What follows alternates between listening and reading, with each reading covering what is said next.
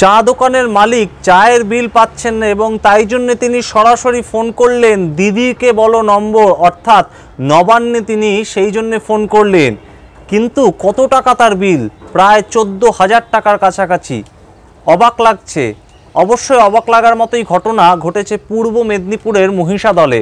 কি সেই ঘটনা জানাবো বিস্তারিত, তার আগে অবশ্যই টক টু বাংলা ইউটিউব চ্যানেলটিকে সাবস্ক্রাইব করুন এবং প্রত্যেকটি ভিডিও লাইক কমেন্ট শেয়ার করে বন্ধুবান্ধব পরিচিত মহলে ছড়িয়ে দিন টক টু বাংলা।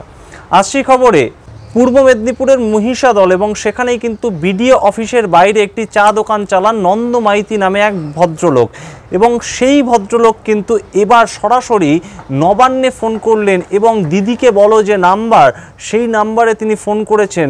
বোঝাই যাচ্ছে কিন্তু বেশ খানিকটা হেল্পলেস হয়ে তিনি এই মুহূর্তে ফোন করেছেন নবান্নে। কিন্তু কেন, সেই ঘটনা সামগ্রিকটা শুনলে অবাক হবেন যে গত কয়েক মাস ধরে এই নন্দ মাইতির কাছ থেকে কিন্তু চা, বিস্কিট, মশলা, মুড়ি বিভিন্ন ধরনের খাবার নিচ্ছিল ব্লক প্রশাসন এবং ব্লক প্রশাসনের বিভিন্ন যে মিটিং হয় সেইখানে, এবং সেই জায়গা থেকে কিন্তু তাকে অনেক টাকা বিল ডিউ হয়েছিল এবং নন্দ মাইতি যখন বিল সাবমিট করেন সেইখানে কিন্তু বিডিওর অফিসে তাকে বিল সাবমিট করতে হয়। তিনি কিন্তু মোট 13,600 টাকার বিল সাবমিট করেন বলেই দাবি করছেন নন্দ মাইতি এবং সেই জায়গা থেকে তার যা বক্তব্য তা কিন্তু বেশ খানিকটা হকচকিয়ে দিয়েছে পশ্চিমবঙ্গবাসীকে। কারণ তিনি বলছেন বিডিওর কাছে বিল সাবমিট করার পরে বিডিও সেই টাকা দিতে নারাজ এবং শুধু তাই নয়, বিডিও নাকি দোকানের দলিল দেখতে চেয়েছেন এবং শুধু তাই নয়, দোকানের দলিল না দেখালে টাকা পাওয়া যাবে না এমন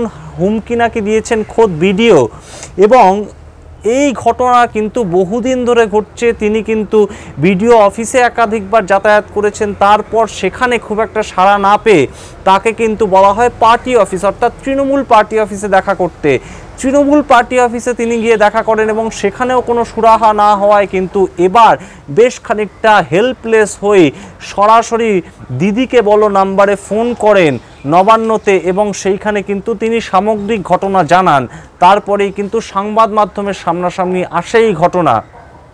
নন্দ মাইতির কাছ থেকে কিন্তু ব্লক প্রশাসনের যে অফিস মহিষাদলে বহুদিন ধরেই চা, কফি, বিস্কুট বিভিন্ন ধরনের খাবার খাচ্ছিল এবং সেই জায়গা থেকে কিন্তু তারা টাকা মেটাচ্ছিল না। তার কারণ এতদিন ধরে কিন্তু তাদের যে অর্থাৎ ব্লক অফিসের যে ক্যান্টিন সেটা বন্ধ ছিল। বিডিও অফিস থেকে কিন্তু চা দোকানের মালিক নন্দ মাইতির কাছে প্রস্তাব আসে তিনি যাতে এই ক্যান্টিন যতদিন বন্ধ থাকবে ততদিন যাতে তিনি এই বিভিন্ন ধরনের চা, কফি, বিস্কিট এই ধরনের জিনিসগুলো সাপ্লাই দিতে থাকেন ব্লক প্রশাসনের যখন মিটিং হবে এবং অত্যন্ত গুরুত্বপূর্ণ কিছু বৈঠক হবে সেই সময়।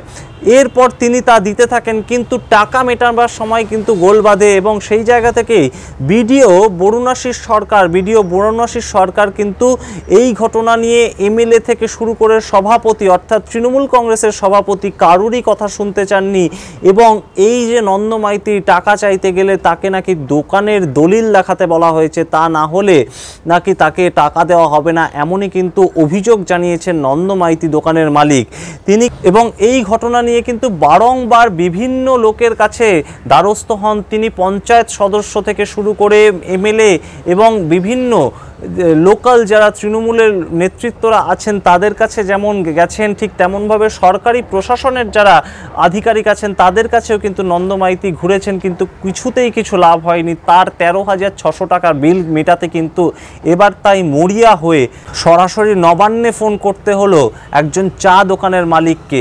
তা কিন্তু এই পশ্চিমবঙ্গে অত্যন্ত নজিরবিহীন একটি ঘটনা এবং এমন কি অবস্থা, এমন কি অসুবিধা তৈরি হলো যাতে একজন চা দোকানের মালিককে নবান্নে ফোন করতে হলো, সেই নিয়ে কিন্তু বিরোধীরা কটাক্ষ করতে ছাড়েননি। বিজেপির সেখানকার লোকাল নেতা কিন্তু অত্যন্ত নিন্দার চোখে দেখছেন সামগ্রিক বিষয়টা এবং এমন কথা, এমন নিন্দা কিন্তু বিভিন্ন মহল থেকেই উঠে আসছে এবং অবশ্যই সমাজ মাধ্যমেও কিন্তু এই ঘটনার তীব্র নিন্দা শুরু হয়েছে। সুতরাং আমরা অবশ্যই নজর রাখবো যে এই নন্দ মাইতি চা দোকানের মালিক মহিষাদলের ব্লক প্রশাসন যে অফিস তার পাশেই তার চায়ের দোকান, তিনি পরবর্তীতে এই চায়ের বিলের টাকা পান কিনা এবং পরবর্তীতে তিনি আর এই ধরনের কোনো বিপদে পড়েন কিনা সমস্ত খবর জানাবো আপনাদের। আপনারা দেখতে থাকুন টক টু বাংলা। ভুলবেন না টক টু বাংলা ইউটিউব চ্যানেলটিকে সাবস্ক্রাইব করতে। ধন্যবাদ।